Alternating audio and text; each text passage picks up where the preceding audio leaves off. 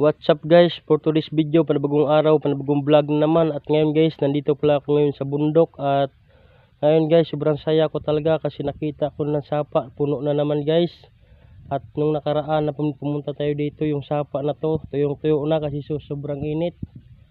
At ngayon, punong-puno na siya at maraming salamat kasi napuno na siya ulit at may pandilig na tayo sa ating mga halaman. At nandito pala ako ngayon sa bundok guys kasi puntahan ko yung tinanim ko na batong kung tumutubo na ba at saka yung ating upo kung may maharbisin na ba. Tara, samahan nyo ako.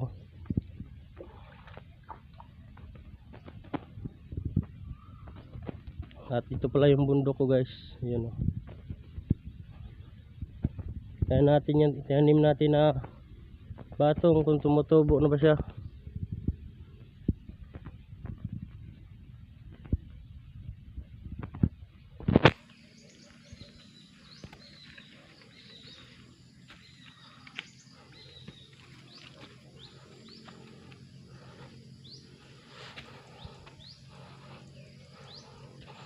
At dito pala kami nag-uuling nung araw guys, yung wala pa kaming sariling negosyo guys.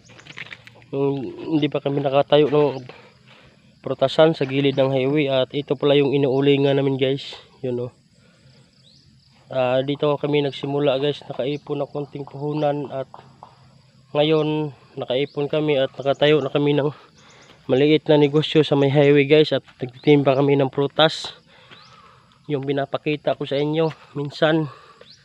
Yun yung tindahan namin na pundar at kahit paano ginapang naman yung pagkain namin sa araw-araw. At kaya naman sinabayan ko na rin sa pagtatanim ng gulay guys, para kahit paano nagbabantay ako doon at may tumutubo rin na tayo na gulay. At tingnan natin yung tinanim natin na batong at saka isunod natin yung upo natin kung tumutubo na ba. Tara.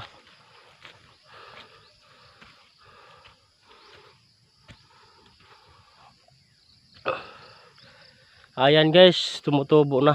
Tingnan nyo. Mabuti naman, thank you Lord, tumutubo na yung ating tinatanim na batong. Ayan guys, kaso lang hindi ko pinapakita sa inyo yan pag nagtanim ako kasi sobrang ulan dun. Kasi yung camera natin hindi kakayanin na ulan kasi mababasa, hindi kasi waterproof yung cellphone ko. At ito na yung sitaw natin tinanim guys. Tumutubo na, yun o. Yan o, kabilaan yan siya guys. At lalagyan lang natin ng tali dyan para aakyat yan sa paglaki. Ganito na yan siya guys, yan o, paglalaki siya. Ganyan yan siya, patay na yan siya guys. Yung nakaraan pinapakita ko sa inyo, mag-harvest ako ng sitaw. Dito rin ako nagtanim noon kaso patay na kasi sobrang init, hindi kanaya yung araw. At ngayon guys, papunta pala yan doon. Yan guys, o, tumutubo na siya. Tumutubo na yung sitaw natin. Yan guys, so sitaw yan, tumutubo na. At kailangan na rin gugunahan guys kasi marami ng damo. Yun o. Tumutubo na. At malaki pala to guys kasi tinanim ko nito kalahating kilo. Hanggang dulo yan guys o. Doon sa taas yan. Yan o, hanggang sa taas yan. Yan guys o, tumutubo na siya. Yan, dito. Yan. Tumutubo na siya guys. Kaso kailangan ng guna to guys. At bukas gugunahan ko to. Ayan o. Tumutubo na yung sitaw natin guys. Sitaw. At tara guys, puntahan natin yung upo natin kung may maharbis pa tayo bukas. Kasi dalawang araw na ako hindi pumunta dito sa bundok kasi pumunta ako doon sa kahapon sa Katuugan at ako namili ako doon ng prutas.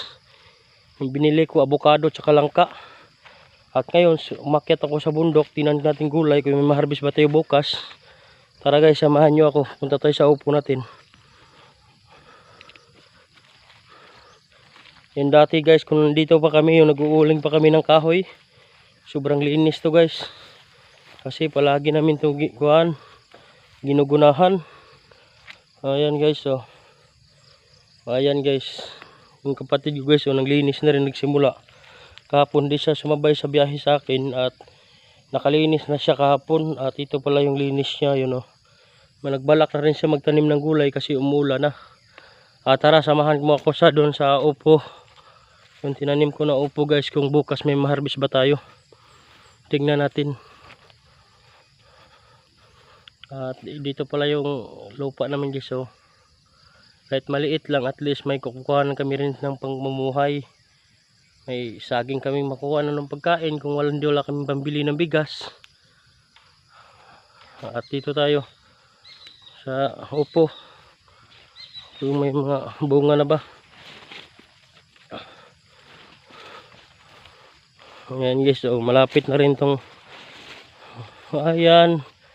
Yan guys yung saging guys. So yan guys, malapit na rin yan. Mga 2 linggo na lang yan, pwede na makain yan. At dito tayo guys sa upo natin. Tingnan natin kung may ma-harvest na ba tayo ngayong araw.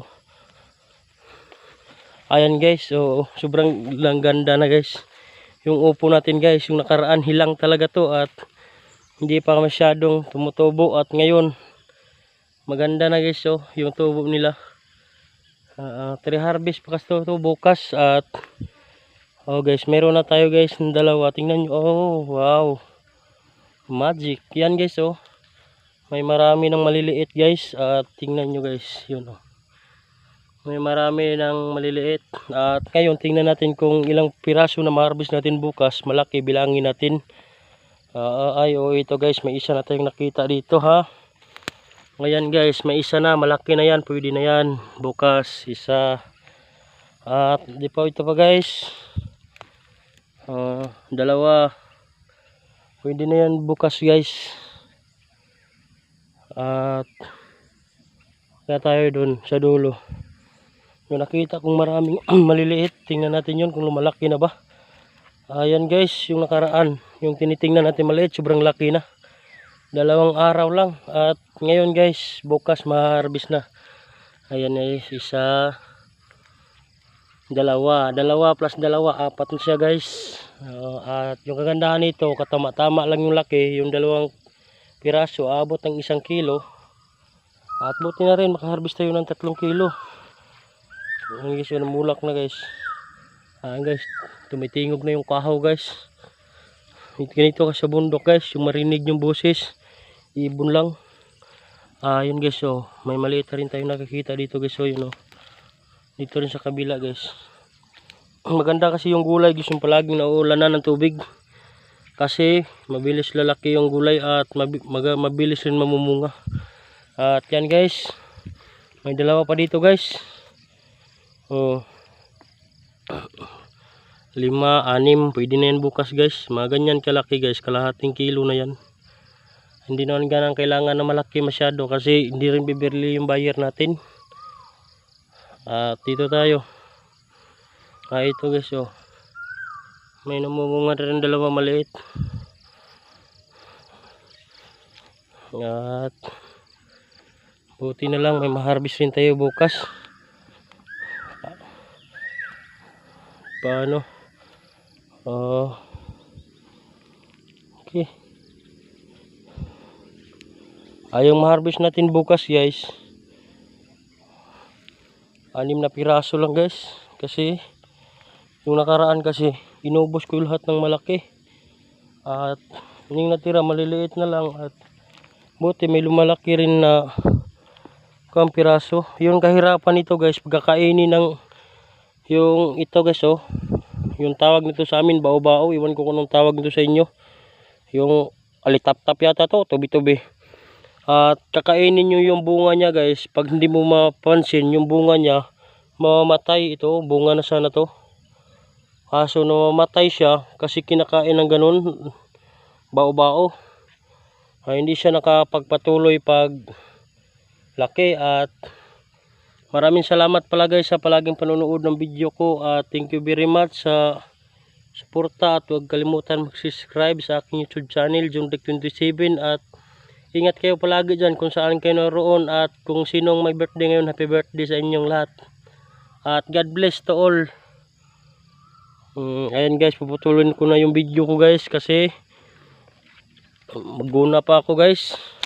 Kasi kailangan gugunahan ko yung batong ko kasi ang taas na ng damo. At maraming salamat sa suporta at binigay na tiwala nyo sa akin, at God bless to all. Thank you very much.